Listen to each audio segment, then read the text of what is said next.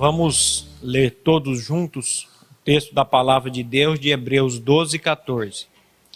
Segui a paz com todos e a santificação, sem a qual ninguém verá o Senhor.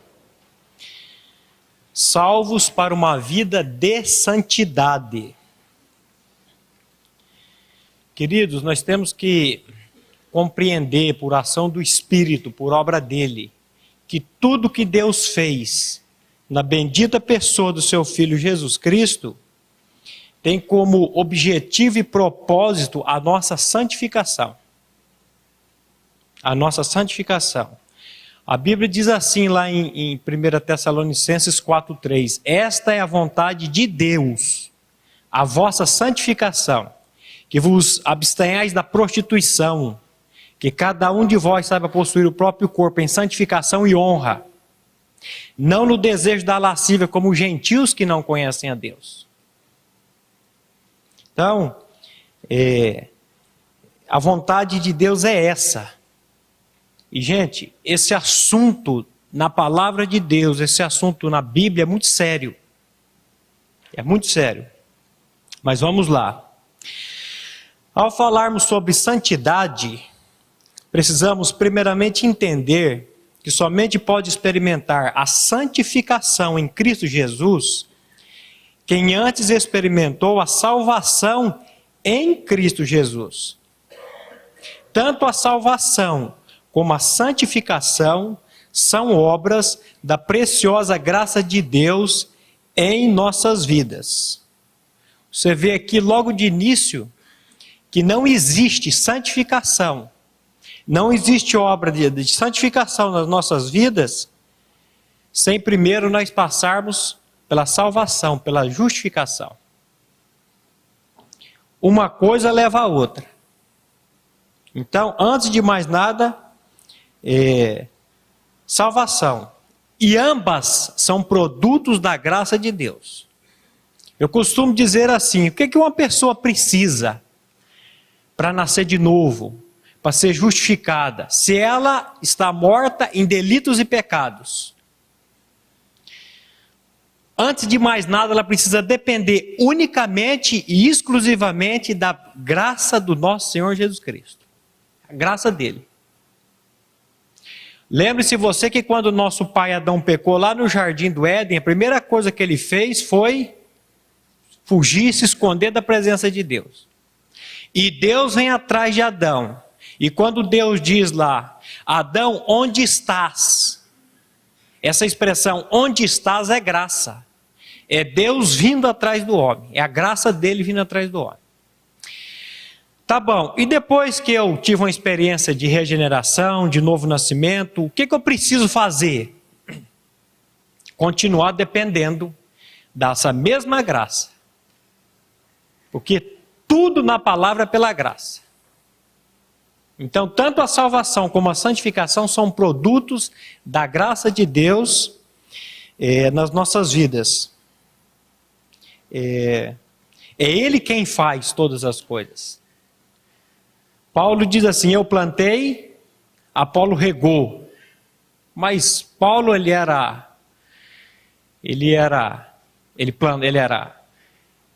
plantador de alguma coisa? Era plantador da palavra. Quando ele está dizendo lá, eu plantei, ele está falando da palavra de Deus. Ele pregou a palavra. Aí ele diz, Apolo veio e regou e pregou também. Mas aí ele vira e fala assim, quem dá o crescimento é Deus. Nem o que planta, nem o que rega tem valor algum. Mas Deus que dá o crescimento. Você vê que é tudo para a glória dele. Por isso que a Bíblia diz, porque dele, por ele e para ele são todas as coisas. Nós somos instrumentos e canais na mão dele. E ele vai usando. Para fazermos parte da família de Deus, para sermos chamados seus filhos, precisamos nascer de novo. O que é novo nascimento?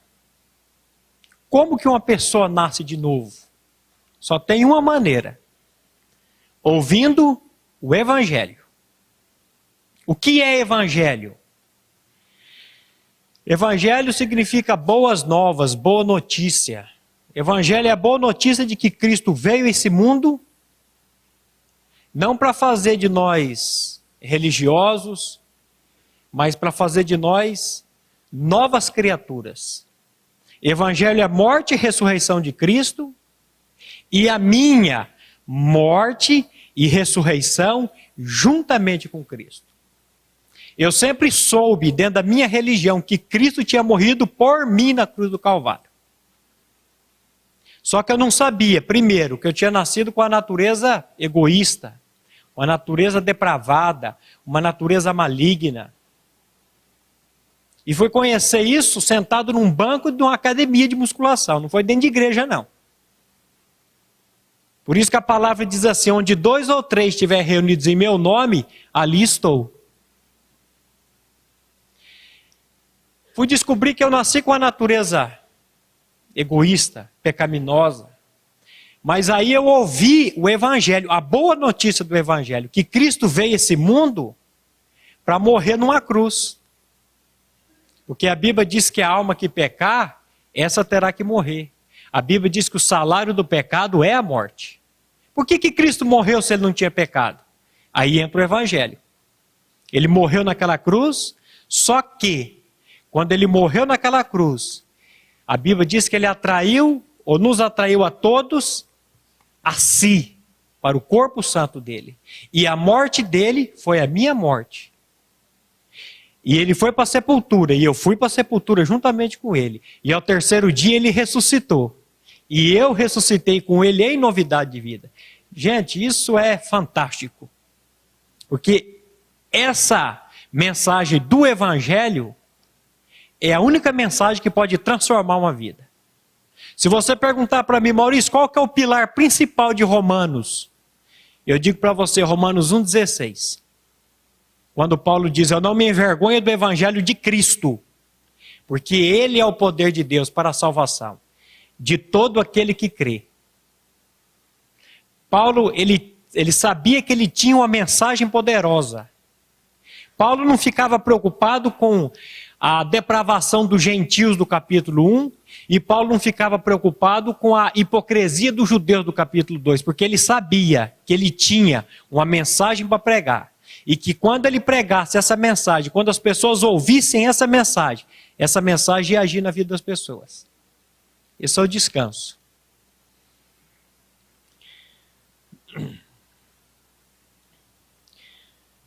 Então, quando nós cremos na nossa morte, na nossa ressurreição em Cristo Jesus, ganhamos uma nova dimensão de vida. Como diz 2 Coríntios 5,17. Se alguém está em Cristo, é uma nova criatura. As coisas velhas já passaram, eis que tudo se fez novo. Se alguém está em Cristo. Paulo diz assim, Cristo em vós, a esperança da glória. O que me dá garantia de salvação? Cristo vivendo em mim. Eu gosto muito daquele texto de 1 João 5, ele é bem claro. Ele diz assim, o testemunho é este, : Deus nos deu a vida eterna. E a vida eterna está em seu Filho. É uma pessoa, não é um sistema religioso, é uma pessoa. Quem tem o Filho, tem a vida. Quem não tem o Filho de Deus, não tem a vida. E aí ele termina dizendo assim, essas coisas eu vos escrevi para que vocês saibam que tendes a vida eterna. A vós os que credes no nome do Filho, na pessoa de Cristo. Porque cremos nessa graça maravilhosa dada pelo Pai a cada um de nós, ela mesma continua operando em nosso interior e nos chamando para buscar uma vida de santidade. Você repara que é a graça que vai me levando a buscar uma vida de santidade. Aquele texto de Tito 2,11, ele diz assim, pois a graça de Deus se manifestou, trazendo salvação a todos os homens. E aí ele diz assim, ela, que é a graça, ela nos ensina a abandonar as paixões mundanas para que vivamos nesse presente século sóbria, justa e piedosamente. Você vê que é graça de início e é graça no fim. É a graça dele operando. Por que essa declaração é tão contundente? Que declaração? Seguir a paz com todos e a santificação, porque sem a santificação ninguém verá o Senhor. Então, por que essa declaração é tão contundente? Por um único motivo. Deus é santo, santo, santo. 3 vezes santo. O caráter e a essência de Deus são de santidade. Qual foi o propósito de Deus nos eleger em Cristo antes da fundação do mundo? Efésios 1,4 responde: Ele nos elegeu nele antes da fundação do mundo para sermos santos e irrepreensíveis diante dele e em amor. Esse foi e é o seu propósito, sermos santos e irrepreensíveis diante dele. Diante dele. Diante dele. Vocês acham que essa questão de santidade na Bíblia é algo sério ou não?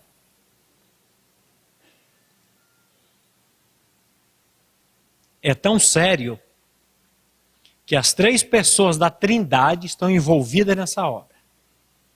Deus Pai, Deus Filho e Deus Espírito Santo.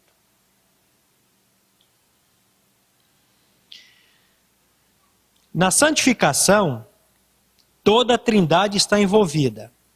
Tudo que Deus fez na bendita pessoa do seu Filho tem como finalidade a nossa santificação. 1 Tessalonicenses 5, 23 e 24. E o mesmo Deus de paz vos santifique completamente, e todo o vosso espírito, alma e corpo sejam plenamente conservados, irrepreensíveis para a vinda do nosso Senhor Jesus Cristo. Fiel é o que vos chama, o qual também o fará. Esse versículo 24 ele não estava, mas ele é tremendo. Fiel é o que vos chama, o qual também o fará. Ele chama e ele faz. É a graça. O mesmo Deus de paz vos santifique em tudo, ou completamente, e todo o vosso espírito, alma e corpo sejam conservados irrepreensíveis para a vinda do nosso Senhor Jesus Cristo. Texto maravilhoso da palavra de Deus. Texto maravilhoso. Deus Filho também está envolvido nessa obra maravilhosa. Essa primeira parte aqui, e o mesmo Deus de paz vos santifique completamente. Então, aqui é a ação de Deus, é Deus Pai agindo para nos santificar. Mas não para aí. Deus Filho também está envolvido nessa maravilhosa obra, como diz Efésios 5, 25 e 26. Vós, maridos, amai as vossas mulheres, como Cristo amou a igreja, e a si mesmo se entregou por ela, para santificar, purificando-a com a lavagem da água pela palavra. Ele morreu a fim de santificar a igreja. Santificar. Lá em Tito 2,14, a palavra diz assim: Ele se deu a si mesmo por nós, para nos remir de toda iniquidade e purificar para si um povo todo seu, zeloso de boas obras. Então esse assunto é tão sério que Deus... Estude esse assunto na Bíblia, e você vai ver quantos textos da palavra vai mostrar toda a Trindade envolvida na questão da nossa santificação.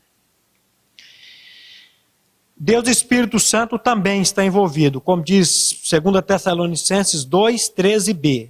Porque Deus vos escolheu desde o princípio para a salvação, pela santificação do Espírito e fé na verdade. Dr. Mark Lloyd Jones disse: não conheço nada tão sublime quanto a compreensão desta grande verdade, que as três benditas pessoas da Trindade têm cooperado a fim de que um verme como eu pudesse ser resgatado e redimido e fosse aperfeiçoado para estar na presença de Deus, ou na presença santa de Deus. Será que nós temos essa visão aqui também? O que significa a palavra santo? No Velho Testamento, segundo alguns estudiosos, ela significa brilhar, como uma luz radiante, resplandecente. Enquanto outros afirmam que significa cortar, separar. Quem esteve no acampamento de homens, viu o pastor Glênio mostrando muito bem essa questão do corte. O cristão sendo cortado, a rocha sendo cortada. Então, o significado da palavra santo: cortar, separar. Ambos os significados podem ser colocados juntos, pois os dois sentidos entram na questão da santificação. Realmente há um corte, há uma separação. E sim, a verdadeira santificação também envolve um resplendor. Talvez o mesmo resplendor que foi visto no rosto de Moisés, depois de estar na presença de Deus no Monte Santo. Há na santidade esse tipo de resplendor, algo da glória Shekinah. Já no Novo Testamento, todas as diversas palavras trazem a ideia de separação, ser colocado à parte para Deus e para o seu serviço.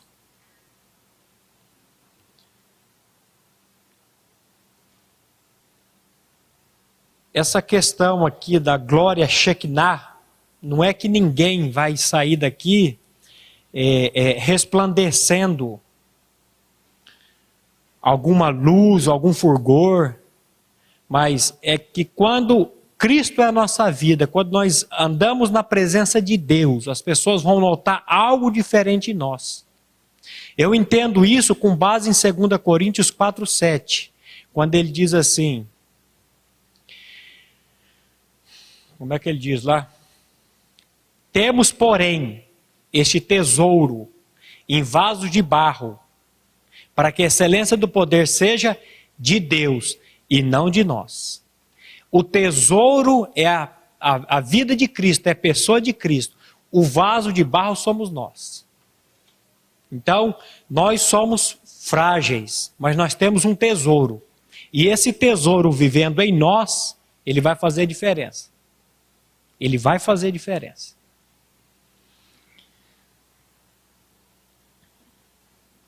Atualmente temos visto no povo chamado cristão uma negligência generalizada à santidade, um comodismo do inferno, uma total conformação ao sistema maligno deste mundo. Não existe mais nas pessoas a expressão maranata. Gente, quando a palavra de Deus diz assim, vede, essa palavra vede, esteja atento, esteja percebido, vede. Vede o quê? Vede prudentemente como andais, não como nécios, mas como sábios, remindo o tempo, porque os dias são maus. Essa palavra está lá em Efésios, capítulo 5, versículo 15 e 16. Esses dias o pastor Glênio disse aqui que eu tinha decorado o livro de Efésios, mas eu não decorei o livro de Efésios.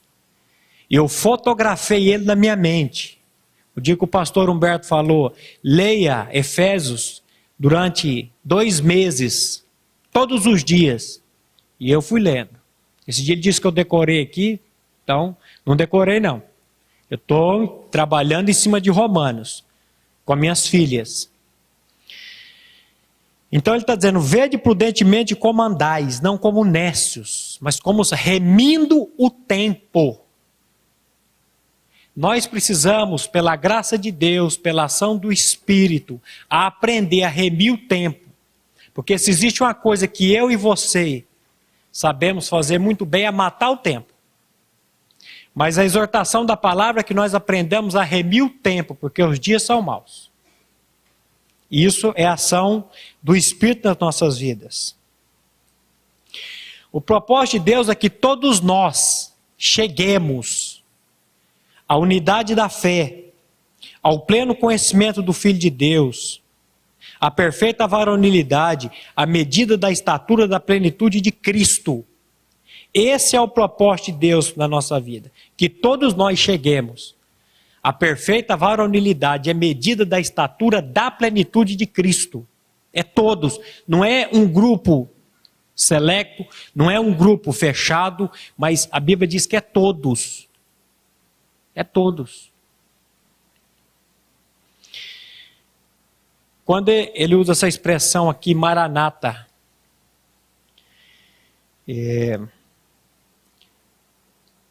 não existe mais nas pessoas a expressão Maranata. Essa expressão Maranata significa ora vem, Senhor Jesus. É aquele gozo do cristão para se encontrar com o Salvador. Eu tenho dito ultimamente o seguinte, que se o Senhor voltasse hoje para nos arrebatar, para arrebatar a igreja, a nossa sorte é que a Bíblia diz que o arrebatamento é rápido, nós vamos ser tomados. Porque se ele chegasse hoje para nos levar, muitos cristãos iam dizer assim, poxa vida, Senhor, mas logo agora que eu terminei de construir minha casa, agora que eu estava querendo comprar o meu carro, agora que eu... Não tem jeito do Senhor ir, não, e voltar daqui uns 5, 10 anos? Você percebe como que a igreja está esfriando cada vez mais? Não existe mais essa expressão Maranata. Porque nós estamos tão arraigados ao sistema desse mundo, nós vamos ver aqui, nós já estamos tão presos a ele, precisamos realmente clamar pela misericórdia de Deus nas nossas vidas, para que nós possamos andar, não como nécios, mas como sábios, remindo o tempo, porque os dias são maus. Em contrapartida, a palavra de Deus nos exorta em Romanos 12, 2. Não vos conformeis com este mundo, mas transformai-vos pela renovação da vossa mente, para que experimenteis qual seja a boa, agradável e perfeita vontade de Deus. Essa palavra é para o povo cristão. O ímpio não precisa se conformar com este mundo, pois ele já está arraigado a ele. Mas nós fomos desarraigados dele, como diz Gálatas 1,4, o qual se deu a si mesmo por nossos pecados, para nos desarraigar do presente século mau, segundo a vontade de Deus, nosso Pai. Podemos sim ser conformados com este mundo, se não levarmos Deus e a sua palavra a sério. A palavra está nos exortando a não nos conformar com este mundo. Essa palavra conformar significa tomar a forma de. Fomos tirados do mundo e agora queremos nos conformar com esse mundo. E esse mundo ele tem as regras dele, ele tem os ditames dele. O mundo, por exemplo, o mundo diz assim, compre agora e pague em suaves prestações, pague depois. Mas o povo cristão, o que ele faz? Que é sábio, que reme o tempo, ele economiza agora e aí ele compra depois. Ele não entra em dívidas. Será que Deus nos desarraigou deste mundo para vivermos conformados a Ele? Uma pergunta. Será que Deus nos desarraigou desse mundo para sermos conformados a Ele? De modo nenhum. Me lembrei agora de Romanos, quando Paulo diz assim, onde abundou o pecado, superabundou a graça. E eles, na mente deles, imaginaram o seguinte, onde abundou o pecado, superabundou a graça. Então, quanto mais eu pecar, mais graça eu vou receber. Aí no Romanos 6,1, Paulo vai responder isso. Ele vai falar, de maneira nenhuma. Como nós viveremos no pecado, nós que para ele morremos? E aí ele entra na doutrina. Ou não sabeis que todos quantos fomos batizados em Jesus Cristo, fomos batizados na sua morte?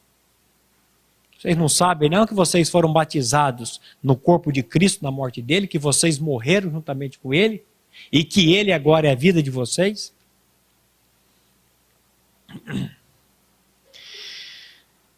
F.F. Bruce, ficou Brusque aqui, mas é Bruce. Eu não conferi o nome do homem, depois eu fui conferir. F.F. Bruce. A santificação é a conformação progressiva à imagem de Cristo, aqui e agora. O que é santificação? Ele está mostrando aqui. É a conformação progressiva à imagem de Cristo, aqui e agora.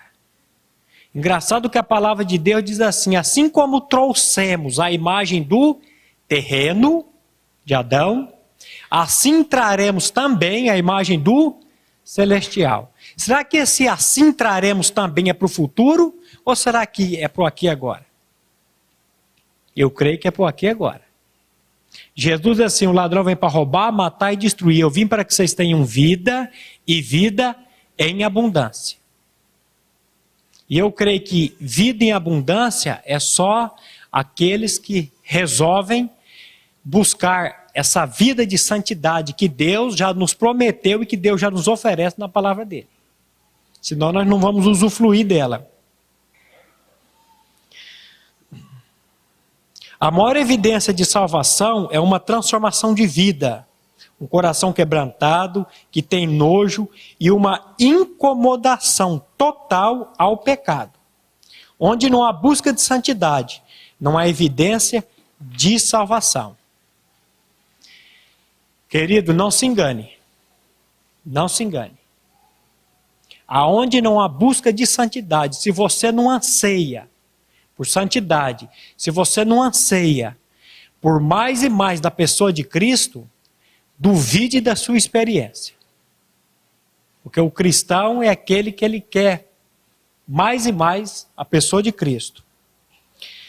A primeira batalha que todo cristão enfrenta é na área do pensamento. Provérbios 23, 7, a parte A diz assim: assim como pensa, assim ele é.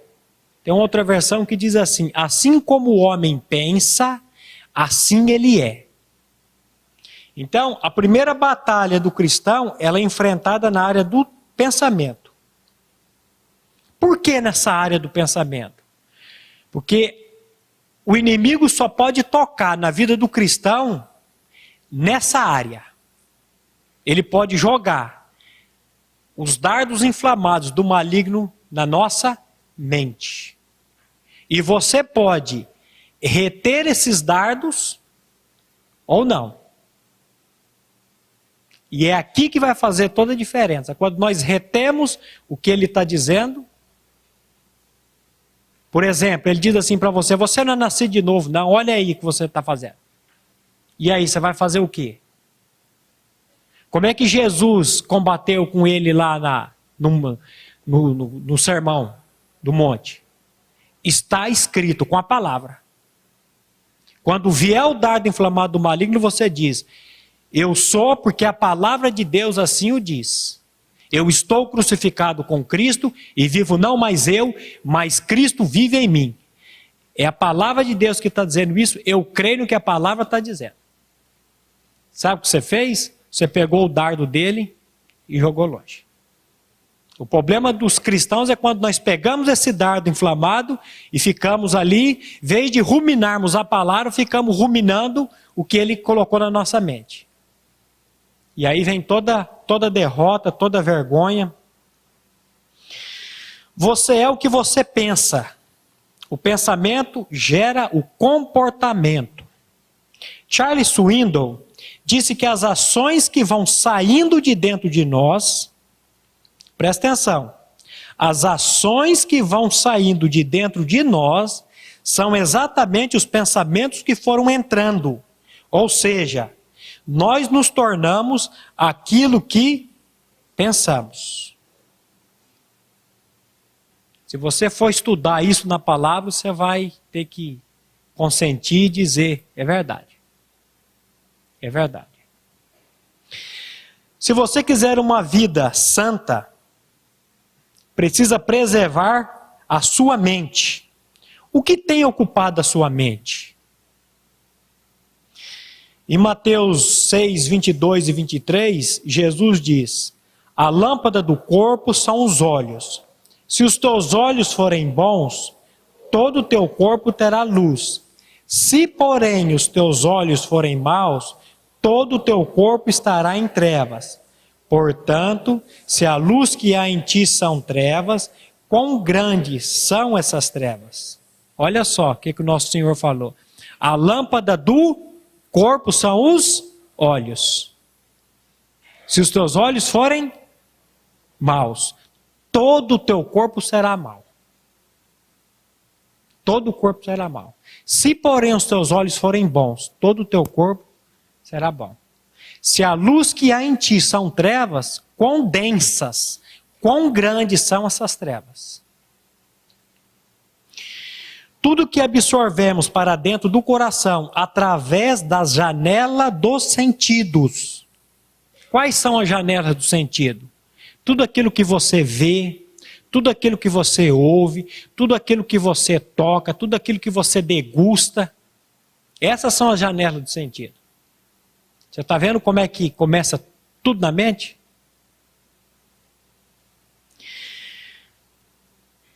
Tudo que absorvemos para dentro do coração através da janela dos sentidos determinará a qualidade da nossa mente. A qualidade da nossa mente. Podemos somente seguir dois caminhos. Termos uma mente santa, conformada com a vontade, com os princípios e os desígnios de Deus, pensando nas coisas lá do alto, como diz Colossenses 3:1, ou uma mente conformada com este mundo, que envergonha o nosso testemunho como cristãos. São dois caminhos que nós podemos escolher, ou um ou outro. O inimigo de nossas almas transformou a mente humana no ponto central de seu ataque. Volto a dizer, porque esse é o único ponto que ele pode nos atacar. É na mente. As ações mais insidiosas dirigem-se à mente. Ao atingir o nosso modo de pensar, ele é capaz de manter a nossa vida em um nível medíocre, nos levando para longe da presença santa do Senhor. Por isso Efésios 6, 10 a 12 diz: no demais, irmãos meus, fortalecei-vos no Senhor e na força do seu poder. Revesti-vos de toda a armadura de Deus, para que possais estar firmes contra as astutas ciladas do diabo. Pois não temos que lutar contra a carne e o sangue, e sim contra os principados, contra as potestades, contra os poderes desse mundo tenebroso, contra as forças espirituais da maldade nas regiões celestes. Olha só. Ele começa a dizer assim: no demais, irmãos meus, fortalecei-vos aonde? No Senhor. E na força do seu poder.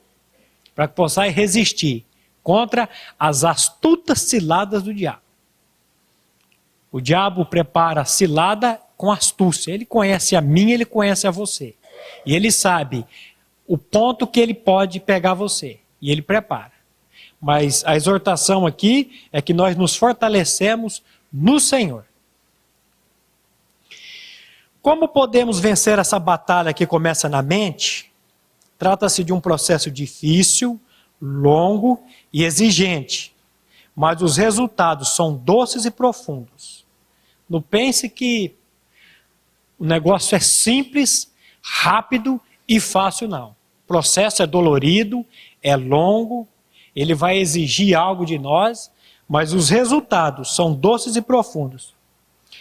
Charles Swindoll propôs 3 ações para quem quer realmente derrotar a mediocridade espiritual e viver uma vida de santidade na dependência do Senhor, memorizando, personalizando e analisando a palavra de Deus.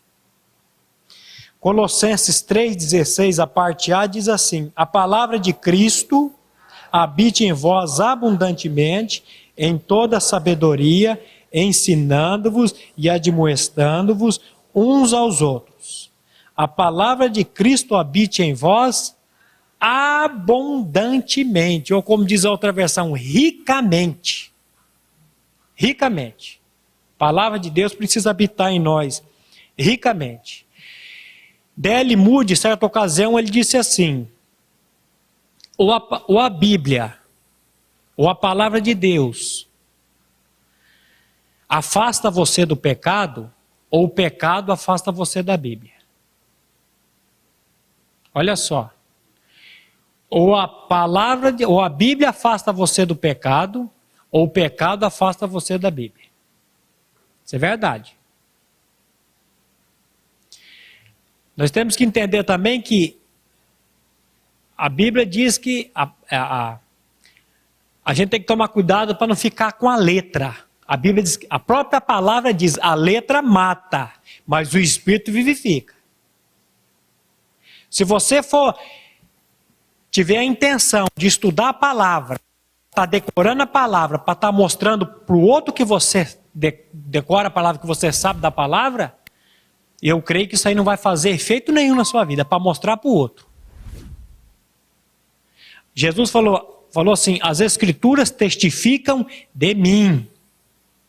Se nós estamos lendo a palavra, estudando a palavra, e não estamos vendo a pessoa de Cristo na nossa palavra, já foi dito, o pregador já disse, a nossa leitura é vã. A própria Bíblia diz, a letra mata, mas o Espírito vivifica.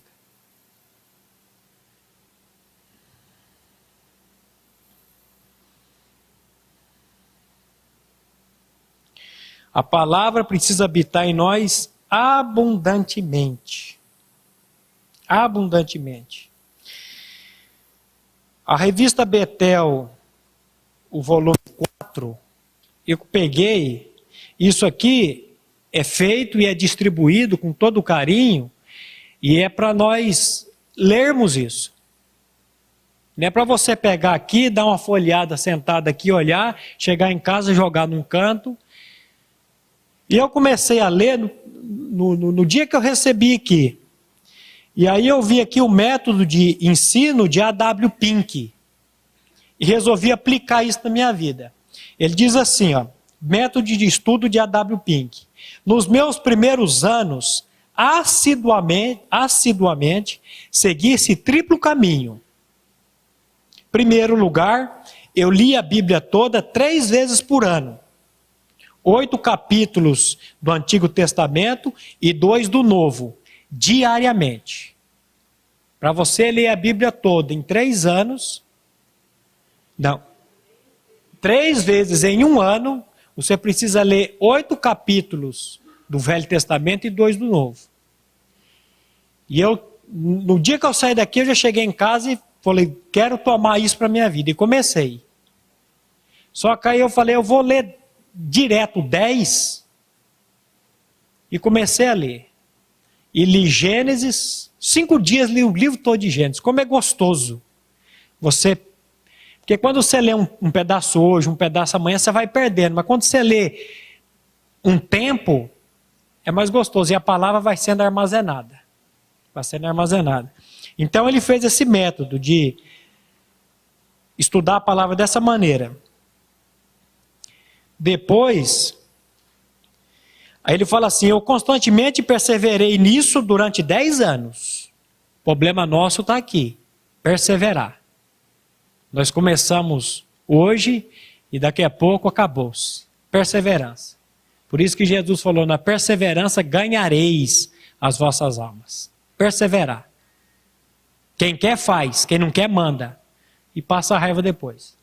Agora, quando você quer, quando isso é prioridade na sua vida, você vai investir tempo nisso. Então ele perseverou durante 10 anos, a fim de me familiarizar com o conteúdo, que só pode ser alcançado por meio de consecutivas leituras. Em segundo lugar, Eu estudei uma porção da Bíblia cada semana, concentrando-me 10 minutos ou mais na mesma passagem, pensando na ordem dela, na ligação entre cada afirmação, buscando uma definição nos termos importantes, olhando todas as referências marginais, procurando o seu significado típico. Olha só.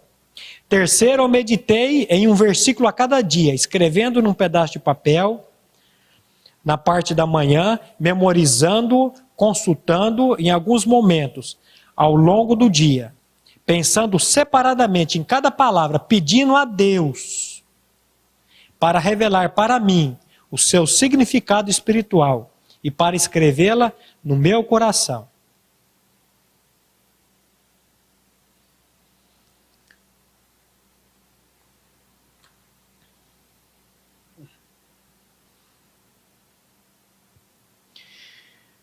Memorizar é o melhor processo de higienização mental. Substituir pensamentos derrotistas e negativistas para a propiciação das muito grandes promessas do Senhor. Salmo 119, 11. Escondi a tua palavra no meu coração, para eu não pecar contra ti. Olha só, eu escondi, eu armazenei a tua palavra no meu coração, por isso posso viver sem pecar contra ti. Personalizar é tomar para si a palavra, usar os pronomes eu, me, meu, para mim, sempre que estiver diante de declarações significativas. Por exemplo, esse texto que eu citei ele de 1 Tessalonicenses 4,3. Esta é a vontade de Deus, a vossa santificação. Aí você personaliza ele. Esta é a vontade de Deus, a minha santificação. A minha santificação. Ele fala que vos abstenhais, que eu me abstenha da prostituição, que eu saiba possuir o meu próprio corpo em santificação e honra. Personalizar isso é você começar a estudar a palavra, a ler a palavra e trazer e usar esses pronomes aqui. Eu, me, meu, para mim, sempre que você estiver diante da palavra. E aí essa palavra vai começar a operar na sua vida. A operar na sua vida. A operar na sua vida. Eu costumo dizer que se nós soubéssemos o poder que a palavra de Deus tem, nós iríamos investir muito mais tempo do que nós temos investido. A palavra nossa, a palavra do homem, ela tem poder. Ela tem um certo poder. De persuasão, de essa questão do namoro. O sujeito quando chega para a moça e começa a falar, você é maravilhosa, você é a melhor, você é a principal, a moça se derrete toda. Como é que uma professora cai no conto do bilhete em pleno século XXI? O sujeito falou, é burra. Eu falei, não, meu amigo, é a palavra. O sujeito vem com a palavra e começa. Está certo que tem a ganância por trás, mas é a palavra. Então a nossa palavra tem um poder. Você com a ligação, você pode fazer uma pessoa rir ou chorar do outro lado da linha. Agora, e a palavra de Deus que diz que é viva e eficaz? Se a nossa palavra tem poder e é de Deus, precisamos investir tempo com a palavra, estudando a palavra, memorizando a palavra, em cima da palavra. Mas sabe qual é o nosso problema? Temos tanta televisão para assistir, temos tantas atividades. O texto dizia lá, vede prudentemente como andais, não como nécios, mas como sábio, remir no tempo. Precisamos aprender a remir o tempo. Não matar o tempo. E aí investir tempo com a palavra. E a palavra que é viva e eficaz, ela vai começar a operar na nossa vida. Ela vai começar a operar e ela opera. Analisar é assumir responsabilidade. Sair do estado de vítima, questionar a mente e o porquê dos pensamentos e das ações, analisando as circunstâncias para que possamos quebrar hábitos e vivermos uma vida num plano mais elevado. Filipenses 4:8 diz: quanto ao mais, irmãos meus, tudo que é verdadeiro, tudo que é honesto, tudo que é justo, tudo que é amável, tudo que é de boa fama, e se há alguma virtude, e se há algum louvor, seja isso que ocupe o vosso pensamento. Olha só. Olha só. Quanto ao mais, irmãos meus, tudo que é verdadeiro. A Bíblia diz que a palavra de Deus é verdadeira. Tudo que é honesto, tudo que é justo, tudo que é amável, tudo que é de boa fama. Eu enxergo esse texto com a própria palavra, o próprio estudar da palavra. Ele fala, seja isso que ocupe o vosso pensamento. Ocupe o vosso pensamento. O que muda a sua história é o que você vai decidir. O alvo da vida cristã é atingir a estatura da plenitude de Cristo. Maturidade cristã é ser parecido com Jesus. Santidade é reagir a tudo que Deus realizou por nós, que Deus realizou por e em você por meio de Cristo. Olha só. Santidade é reagir a tudo que Deus realizou por e em você por meio de Cristo. Saiba, irmão, que a soberania de Deus não anula a nossa responsabilidade. Nossa tragédia, muitas vezes, é que descansamos tanto na soberania de Deus, que nos tornamos omissos em nossa responsabilidade. Precisamos encarar o fato de que temos uma responsabilidade pessoal por nossa caminhada rumo à santidade. Não tenha dúvidas quanto a isso, que nós temos uma responsabilidade pessoal, sim, de fazer escolhas. No acampamento de homens, o sujeito falou assim, o diabo inventou a televisão e Deus inventou o controle remoto para você desligar aquele troço.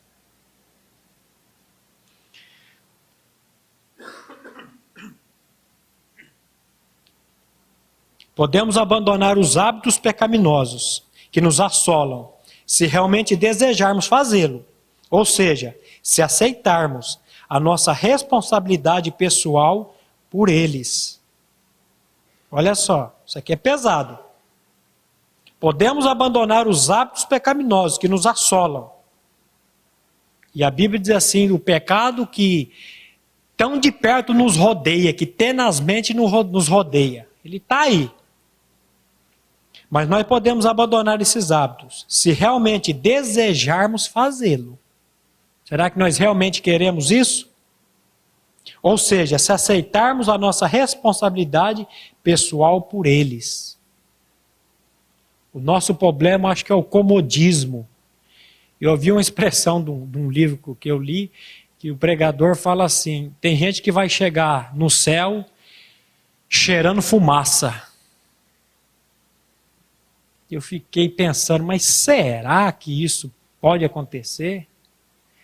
A negligência é tão grande, é um descaso tão grande com as coisas de Deus, com a palavra de Deus, que nós temos que botar a boca no pó e clamar a Deus, Senhor, tem misericórdia de mim, tem misericórdia da minha vida, e aviva-me, e a Bíblia diz que nós somos avivados pela palavra. Dá-me, Senhor, gosto pela tua palavra, dá-me fome e sede, não de comida, mas fome e sede da tua palavra. Por misericórdia, faça isso na minha vida, Senhor. E isso é assumir a responsabilidade pessoal. Não é jogar para o outro. Não é, nós às vezes viramos camelo e não pombo. O camelo bebe de 120 a 160 litros de água de uma vez. E depois fica tempo lá, enfadado. A pomba não, de hora em hora ela está tomando água. Às vezes nós fazemos isso. Vemos no domingo na igreja, nos abastecemos da palavra e saímos. Segunda nada, terça nada, quarta nada, quinta, Quando chega aqui já está os frangalhos de novo, aí recebe mais uma dose. E aí fica vivendo esse cristianismo roto, esse cristianismo que em vez de ser luz, está sendo trevas, em vez de ser testemunho, está sendo testemunho, como diz o doutor Fernando aqui. Eu creio que nós temos que nos voltar para a palavra e pedir para o Senhor vir realmente avivar isso nas nossas vidas. Santos não são aqueles que nunca falham, mas os que nunca desistem. Lucas 21:19, Jesus disse assim: na vossa perseverança ganhareis as vossas almas. Santos não são aqueles que nunca falham, mas aqueles que nunca desistem. Falhar todos vamos. Vivemos ainda num corpo de pecado. Só lá que nós vamos ter a total ausência do pecado em nós. Por enquanto, o pecado permanece no nosso corpo mortal. Mas não podemos desistir. E o Senhor está dizendo, na perseverança ganhareis as vossas almas. Perseverar. Perseverar. Segundo disse o autor Leonardo Ravenhill, o maior milagre que Deus pode realizar hoje é tirar um homem impuro, de um mundo impuro, torná-lo santo e depois colocá-lo de volta no mundo impuro, conservando-o santo. Essa frase eu achei extraordinária. Será que Deus pode fazer isso na sua vida? Pode. Será que Deus pode fazer isso na minha vida? Nos tirar de um mundo impuro. Tirar um homem impuro, que somos nós, impuros por natureza. Do mundo impuro, nos tornar santo e depois nos colocar de volta nesse mundo impuro, mas conservando-no santo? Eu não tenho dúvida quanto a isso, que Ele pode fazer isso nas nossas vidas. Ele pode fazer isso, se nós assim o desejarmos, se nós assim o quisermos. Porque se existe uma coisa que Deus nunca fez e nunca faz, é forçar ninguém a nada. Ele diz assim, eis que estou à porta e bato. Se alguém ouvir a minha voz e abrir, olha aqui a nossa parte. Deus não pede nada para você e para mim que Ele não nos dê na palavra dEle.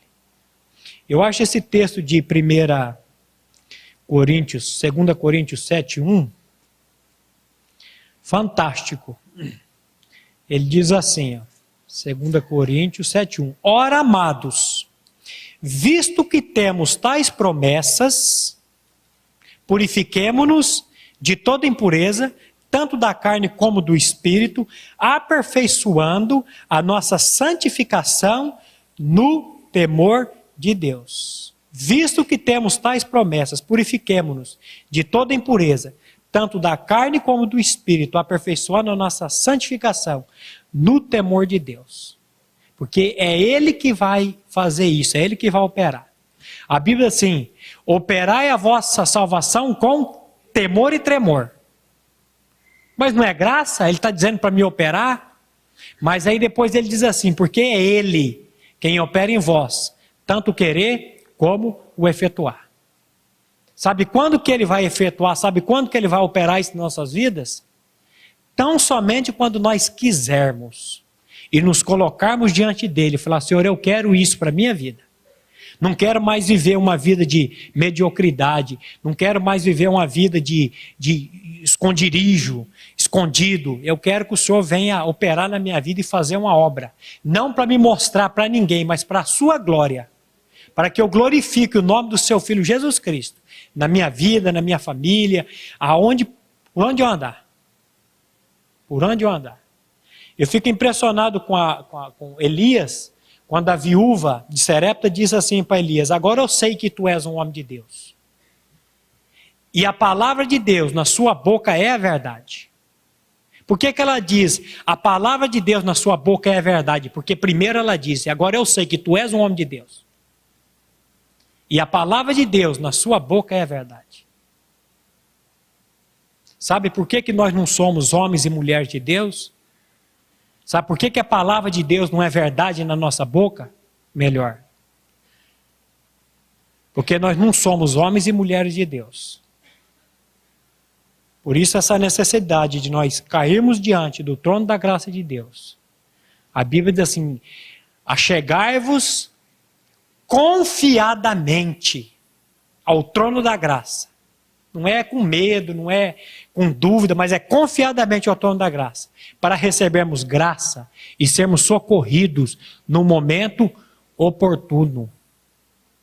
Oportuno. Eu creio que a igreja está vivendo uma história, um momento oportuno agora é esse. É hoje. Esta é a vontade de Deus, a vossa santificação, que vos abstenhais da prostituição, que cada um de vocês saiba possuir o próprio corpo em santificação e honra.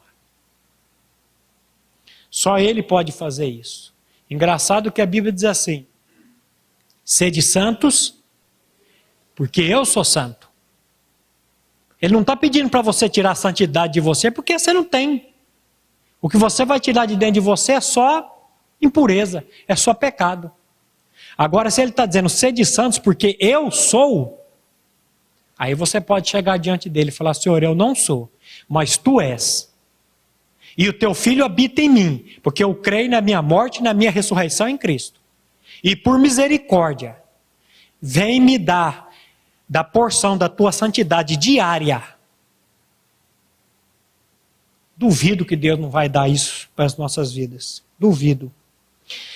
Que o Senhor possa abrir os olhos do nosso entendimento, para que possamos sair da mediocridade e vivermos uma vida de santidade.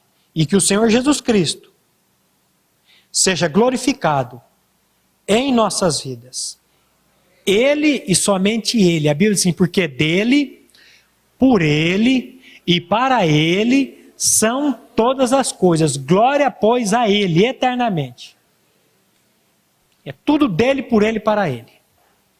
Então, a minha oração é que o Senhor possa abrir os olhos do nosso entendimento, os olhos do nosso coração, para que nós possamos enxergar isso, possamos ver isso. Ontem nós tratamos lá na Modelex com o grupo as 4 orações que Paulo faz, as 4 orações da prisão, que ele está preso. As 4 orações que ele faz, todas as 4, Efésios, Filipenses e Colossenses. Todas as 4 é em questão de bênçãos espirituais. Ele não está pedindo nada material. Nada material. E eu disse lá, você quer saber, conhecer a vida de uma pessoa, o espiritual de uma pessoa? Escute as orações dela. O que ela pede? Esse é o termômetro. Era um tempo de escassez, era um tempo de perseguição, era um tempo de sofrimento, e ele só faz bênçãos pedindo para que Deus abençoe espiritualmente. Espiritualmente. Então que o Senhor possa abrir. E a primeira oração de Efésios, eu oro para que os olhos do vosso entendimento, os olhos do vosso coração sejam iluminados, para que vocês possam perceber qual é a grandeza, a suprema grandeza do poder que opera para nós os que cremos. Eu disse, queridos, nós somos ricos, riquíssimos, e estamos vivendo como mendigos. Nós temos toda uma riqueza em Cristo Jesus. E precisamos dos olhos do nosso entendimento iluminados, para que nós possamos perceber isso. E chorar ao pé do Pai. E dizer, Senhor, faça isso na minha vida. Por graça e por misericórdia. Então a minha oração também é essa. Que o Senhor possa abrir os olhos do nosso entendimento. Para que possamos sair da mediocridade e vivermos uma vida de santidade. E que o Senhor Jesus Cristo seja glorificado em nossas vidas. Essa é a oração para a minha vida e para a vida de cada um de vocês também. Amém? Amém.